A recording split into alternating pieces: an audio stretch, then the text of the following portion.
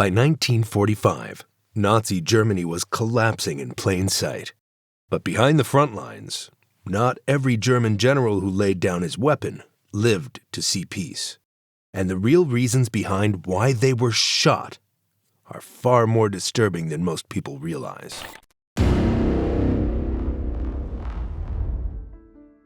By the autumn of 1944, Germany's defeat was visible on every map. In the West, Allied forces broke out of Normandy in August 1944 and swept across France in weeks. Paris was liberated on August 25, 1944. By September, American, British, and Canadian troops had reached Belgium and the Dutch border. German defenses collapsed faster than they could be rebuilt. Entire divisions retreated without heavy equipment because fuel trucks never arrived. Tanks were abandoned on roadsides simply because they had nothing left to run on. In the East, the situation was even worse. In June 1944, the Soviet Union launched Operation Bagration, one of the largest military offensives in history. In just 2 months, the Red Army destroyed Army Group Center, wiping out around 300,000 German soldiers. Belarus was lost. By January 1945, Soviet forces were already inside Poland and advancing toward East Prussia, a region the Germans believed would never fall. Cities like Warsaw, Lublin, and Krakow were gone. German units were disintegrating. Inside Germany, senior generals understood the reality even if they did not say it out loud. The army no longer functioned like a modern force. Fuel production had collapsed after the Allied bombings of the synthetic oil plants. In September 1944, Germany was producing less than 10% of the fuel it had in 1943. Ammunition factories were destroyed or captured. Railways were shattered. Orders could not reach the front on time. When they did, there were no resources to carry them out. The men sent to replace the dead told the story clearly. Teenagers from the Hitler Youth were pulled out of schools and given rifles after only days of training. Men in their 40s and 50s were taken from factories and offices and pushed into Volkssturm units, often with outdated weapons from World War I. Many had no uniforms, no helmets, and almost no food. German cities were being erased. Hamburg, Cologne, Essen, Berlin, and Dresden were reduced to ruins by constant bombing. Even generals' families were fleeing west with nothing but suitcases. Despite all this, Hitler refused to accept defeat. He believed Germany would survive only through total resistance. Retreat was banned unless personally approved by him, which often came too late. Generals who pulled back to save their men were accused of weakness. His belief in loyalty had turned into deep paranoia, and one event pushed it over the edge. On July 20th, 1944, Colonel Klaus von Stauffenberg planted a bomb at Hitler's headquarters in East Prussia. The explosion killed several people, but failed to kill Hitler. From that moment on, he became convinced that the army itself was his enemy. He believed generals were secretly working with the Allies to end the war and remove him from power. The response was immediate and brutal. Thousands of officers were arrested across Germany. More than 7,000 people were investigated for links to the plot. Around 5,000 were executed. Many were not given real trials. They were dragged before the People's Court, where verdicts were decided in advance. High-ranking officers who had served Germany for decades were humiliated, stripped of rank, and killed. Some were hanged using piano wire to prolong their suffering. Hitler's fear didn't stop inside Germany. He believed that captured generals could reveal secret plans and defensive weaknesses. More importantly, he feared they could expose the crimes of the regime. Generals had signed orders for mass executions, deportations, and starvation policies. Many knew exactly what had happened in occupied territories. Surrender, therefore, was defined as treason. An officer who surrendered without permission was considered a criminal. This belief spread down the chain of command. SS units, military police, and loyal party officers were instructed to watch officers closely, especially those taken prisoner or suspected of wavering. Orders were often given verbally to avoid written records. Certain officers were to be kept isolated. Some were never to be interrogated. Others were not to survive transport. As Germany collapsed, these orders became easier to carry out. Chaos covered everything. Front lines shifted daily. Prisoners moved constantly. A general who disappeared during transport raised few questions. A report stating he was shot while trying to escape closed the file. Before captured Nazi generals were being targeted, the same thing happened in June 1941 when Nazi Germany launched its invasion of the Soviet Union. Hitler had approved one of the most brutal orders of the entire war, known as the Commissar Order. This order told German soldiers that Soviet political officers, called commissars, were not to be treated as prisoners of war. If captured, they were to be shot immediately. And then by 1944, the same logic was quietly turned inward. And it would soon claim one of Germany's most famous soldiers, Erwin Rommel. Rommel was one of the most respected German commanders of the war. He was known across the world for his campaigns in North Africa and was admired even by his enemies. He was promoted to field marshal and celebrated as a symbol of German military strength. But in Nazi Germany, reputation offered no protection. After the failed assassination attempt on Hitler in July 1944, the regime searched desperately for traitors. Rommel's name appeared during interrogations, not because he planted the bomb, but because he had criticized Hitler's leadership and believed the war was lost. That alone was enough. There was no public charge and no formal evidence presented. Guilt was assumed. In October 1944, 2 senior officers arrived at Rommel's home. They did not arrest him. They didn't bring him to court. Instead, they delivered a message from Hitler. Rommel was accused of being connected to the plot. He was given 2 options. He could stand trial for treason, which would end in execution and punishment for his family, or he could take his own life and be honored publicly as a hero. Rommel chose suicide. He swallowed poison and died the same day. His death was announced as the result of war injuries, and he was given a state funeral. The truth was hidden from the public. The meaning of Rommel's death was understood immediately by the officer corps. If a field marshal could be killed without trial, anyone could. Rank, medals, and years of service meant nothing. After Hitler was done killing his own generals, the Red Army took his place. The Soviet Union had suffered losses on a scale unmatched by any other country. More than 20 million civilians and soldiers were killed. Thousands of villages were burned to the ground. Entire towns were wiped off maps. Families were executed in front of their homes. When Soviet troops began advancing westward, they found mass graves, destroyed cities, and evidence of starvation and forced labor everywhere. Red Army soldiers carried this trauma with them. Many had lost parents, children, or entire families. They had lived through years of occupation, hunger, and constant violence. When they encountered German officers, especially high-ranking ones, they didn't always see prisoners of war. They saw the leaders of an invasion that had destroyed their lives. Captured German generals often represented more than their rank. Even when a general had not personally committed crimes, he was seen as part of a system that allowed them to happen. In theory, Soviet rules required prisoners to be taken. In reality, the collapse of German defenses created chaos. Front lines shifted rapidly. Units advanced faster than command structures could control them. In early encounters, discipline often broke down. Some political officers ordered immediate executions, especially when prisoners were suspected of involvement in atrocities. In other cases, soldiers acted out of rage, grief, or revenge without waiting for orders.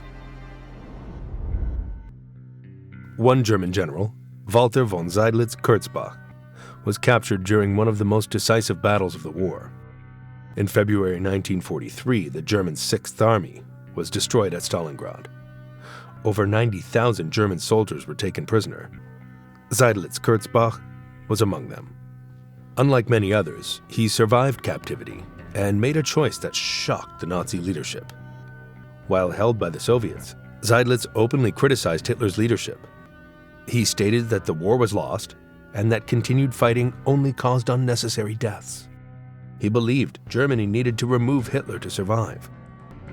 Seydlitz then cooperated with Soviet authorities and became involved in the National Committee for a Free Germany. This group was made up of captured German officers and soldiers who called on German troops to stop fighting. They urged surrender and resistance to Hitler's orders.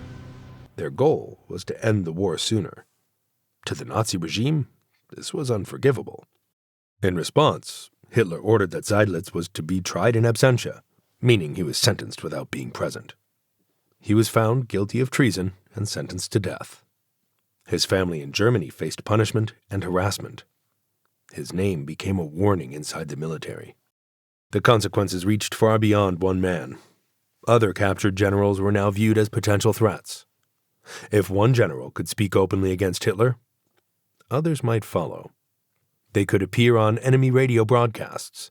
They could confirm the crimes that the regime tried to hide. This fear shaped how captured officers were treated. Silence became a priority. Some generals were isolated. Others were denied contact with the outside world. In the most extreme cases, they were killed before they could speak at all. Seydlitz survived the war, but his case terrified those still fighting. By early 1945, Germany was no longer functioning as a state. Front lines collapsed almost daily. Communications failed. Command structures broke apart. In this atmosphere, leaders no longer focused on winning the war. They focused on controlling what would remain after defeat. As Allied forces closed in from both east and west, Nazi officials began destroying evidence. Files were burned. Prison records were altered or erased. Orders were given to prevent prisoners from being liberated alive if they were considered dangerous. This included political prisoners, resistance members, and certain military officers. Captured or detained German generals became a serious concern. These men held knowledge about illegal orders, mass executions, and the inner workings of the regime. If they survived the war, they could testify. Prisoners were moved constantly to avoid capture by Allied forces. Long marches were ordered in winter conditions with little food or rest. Many prisoners died along the way. Others were selected and removed quietly. These executions were not announced. They weren't recorded honestly. Death certificates, when they existed at all, used vague phrases like illness, escape attempts, or transport accidents. Some executions were carried out by the SS, who remained fanatically loyal to Hitler until the end. Others were done by military police or local party officials. In certain cases, orders came directly from the highest levels, even as Berlin was under bombardment. These killings didn't happen during combat. There were no battles nearby. The victims were unarmed and already under control. They were taken aside, shot, or hanged, and buried in unmarked graves. One example is Hans Oster. He was a senior officer in German military intelligence. He was not a battlefield commander, but his position gave him deep insight into the regime. From early on, he believed Hitler would destroy Germany. He opposed Nazi policies long before the war turned against them. Oster used his position to help others escape persecution. He assisted Jewish families and political opponents in fleeing the country. These actions were illegal and extremely dangerous. He also shared information with resistance groups inside Germany. Over time, his activities drew attention. After the failed assassination attempt on Hitler, Oster was arrested under suspicion. There was no rush to execute him at first. He was kept alive as investigations dragged on, partly because officials believed the war might still be saved. But by April 1945, that hope was gone. And on April 9th, Hans Oster was executed at the Flossenburg concentration camp. There was no public trial, no announcement. His death was one of several carried out that same day. Among the victims were other officers and resistance figures who had been held for months. Even as Allied troops were less than 100 kilometers away, executions continued. Now, when German generals were captured by American or British forces, their fate was usually very different from those taken in the East. The Western Allies followed international law more closely, especially the Geneva Convention of 1929, which set rules for how prisoners of war had to be treated. Captured generals were disarmed, identified, and sent to secure holding camps. They were questioned by intelligence officers, not beaten or executed.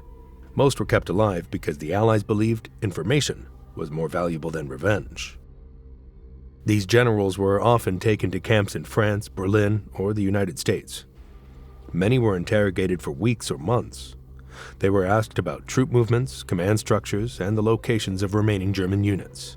Some were also questioned about war crimes, but this usually happened later, once evidence had been collected. However, the war did not always follow rules, even on the Allied side. There were rare moments when captured officers died during or immediately after capture. Some were shot in chaotic combat situations where surrender was unclear. Others were killed when Allied troops stumbled upon concentration camps, execution sites, or mass graves only hours or days earlier. In these moments, discipline sometimes collapsed. Soldiers entering camps like Buchenwald or Dachau in 1945 were not prepared for what they saw.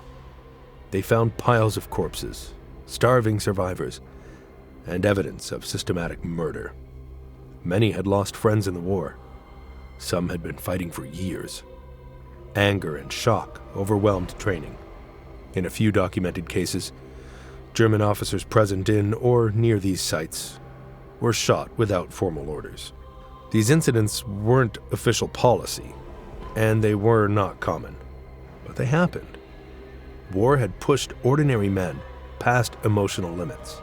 When evidence of genocide was found, some soldiers no longer separated individual guilt from collective responsibility.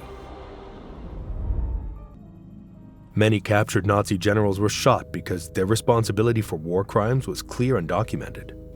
On the Eastern Front, entire villages were destroyed during so-called anti-partisan operations.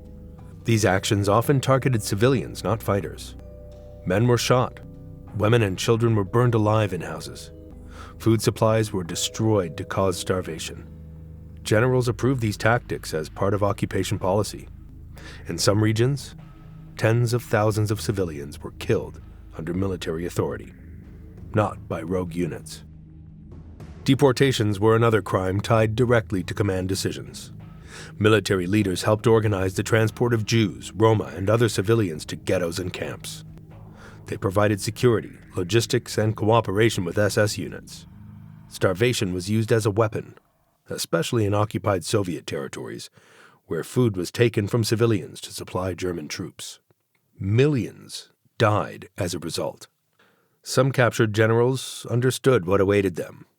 They knew that trials would expose their actions in detail. They knew witnesses were alive. They knew documents existed. For these men, capture meant a slow public judgment, followed by execution. In the chaos of collapsing fronts, some were executed before any trial could happen. This was especially true in the East. Soviet forces uncovered crimes as they advanced. Mass graves were still warm. Survivors pointed out commanders by name. Evidence wasn't hidden in archives. It lay in open fields and burned villages. In these situations, formal legal process often disappeared. On May 8, 1945, Germany officially surrendered. The fighting stopped across Europe. For many German generals, survival depended on where and when they were captured. Thousands were taken prisoner by American, British, French, and Soviet soldiers. They were transported to camps, questioned, and held for years. Some were later charged with war crimes. Others were released after serving prison sentences. But not all generals lived to see the end of the war. A number of them had already been shot in the final months or weeks. Their deaths were never properly recorded. In many cases, no trial documents existed. No clear execution orders were found. Their names appeared only in incomplete reports or disappeared entirely from official records. This left behind serious questions that were never fully answered. In some cases, it's still unclear who gave the final order to kill them. The chaos of the collapse made responsibility hard to trace. There is also the question of guilt. Some of the executed generals were deeply involved in war crimes. Others had simply surrendered units to prevent pointless deaths. In the final days, there was often no difference in how they were treated. Being associated with command was enough to mark someone for death. With documents being burned and files destroyed across Germany in April and May 1945, it is possible that executions were used to silence people who knew too much. Many archives vanished. Orders were shredded. Evidence went missing. As time passed, witnesses died. Survivors forgot details or stayed silent. What remained were fragments, a name without a body, a death without explanation. History was left with gaps that may never be filled, and those gaps remind us that the end of a war does not always bring clarity.